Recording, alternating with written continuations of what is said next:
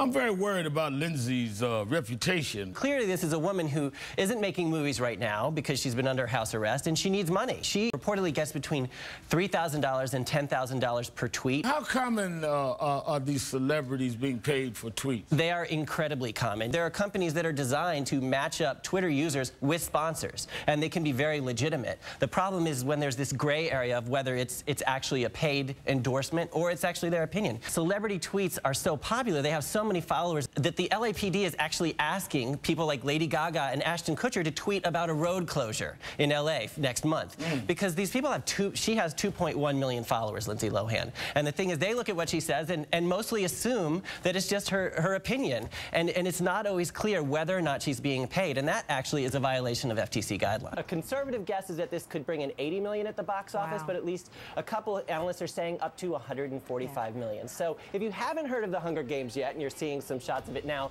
you will, because this is going to be right up there with Twilight and Harry Potter. A word of warning, though, this does depict, as you said, there are kids fighting each other to the death in this. A lot of people who are 40 and over or 45 and over seem to love this Billy Crystal idea. Yeah, but you know, a lot of people on Twitter are not 45 and over. Right? Younger people are not thrilled. So Twitter kind of exploded with a lot of snarky, and it's easy to be snarky when you're anonymous, remarks about it being Billy Crystal, like, oh, it's the Oscars sequel. It's just like all the movies that are out there. It's another sequel. One person said, oh, at least he's only half dead. So it's a little rude. No. I know, exactly, but it can often be a form to be rude. The Oscars have had some rating struggles, and they tried to young themselves up by going with Anne Hathaway and James Franco last year, and it didn't work.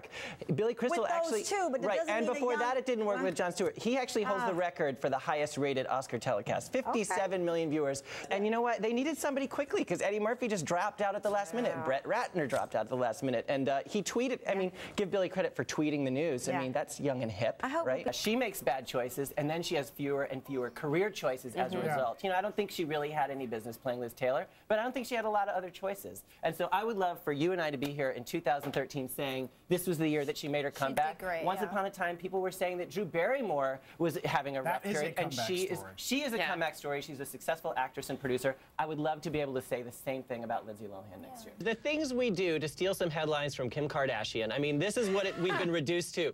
It's terrifying. You know, this was sponsored actually in part by Red Bull, and what a nightmare, a tragic thing if it had gone wrong, but a nightmare, a publicity nightmare if this had gone wrong. Since Whitney Houston passed away, they pulled a greeting card that was at Target that, and the only way to show is just show it to you. It reads, next time you think of dating the bad boy, consider Whitney Houston. So obviously they're alluding to Bobby Brown and Whitney's troubles, but of course then Whitney died and they quickly pulled it, but apparently not all of them because someone snapped this picture and put it online. Target says, you know, that as soon as this was brought to their attention, they pulled all of them, but this was probably wrong before she died. You want to know the truth?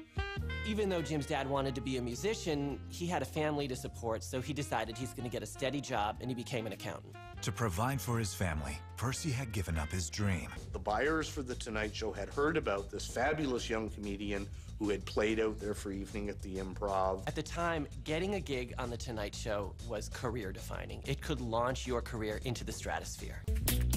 So we've been quizzing you a little bit. Have you figured out the answer? Which stars lived in this famous house? They're one of Hollywood's most talked about couples, and the answer is none other than Arnold Schwarzenegger and Maria Shriver. Iron Man 3, believe it or not, Iron Man 2 was in 2010, made about $312 million. Wow. And so Robert Downey Jr. is back with a new nemesis in Ben Kingsley, so that will be big. Also, The Great Gatsby with Leonardo DiCaprio, directed and written by Baz Luhrmann. Beautifully stunning visually, but it was supposed to be released in December. This was supposed to be a holiday release, and they pulled it off the docket to then release it in May. So there's all, of course, speculation about why did they delay that opening. So there may be trouble, or maybe they were just making it perfect. Who knows? All right. For as many people who were disappointed that maybe she got that position, others would have been disappointed if she didn't. You know, Anne has gone to the ends of the world and would go to the end of the world for NBC. And I don't care whether you make $2 or $10 million, it's gotta hurt when you hear these kind of criticisms. First of all, I just want to say no one would have bought the fact that they were giving her a promotion, because this has long been considered the top job. So, but that aside, you know, the chemistry industry is certainly going to be different, and I know that people really love Savannah.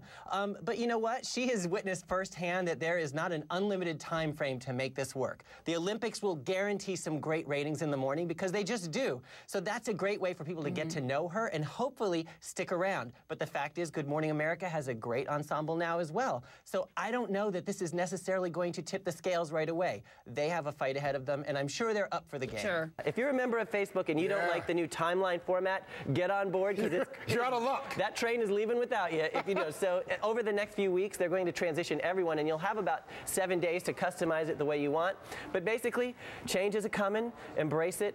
It's going to look a little different. It's busy. Yeah. Well, you know there's a lot going on that news. You know what? A year from now, we'll be complaining about some other change and missing the timeline. You know. Lisa Ling was trying to draw attention to a problem, and that's what the police chief was worried about, affecting his image of his community. But she's not making this up. This is what's happening. Networks began investing in more reality-based programming, which proved to be ratings gold.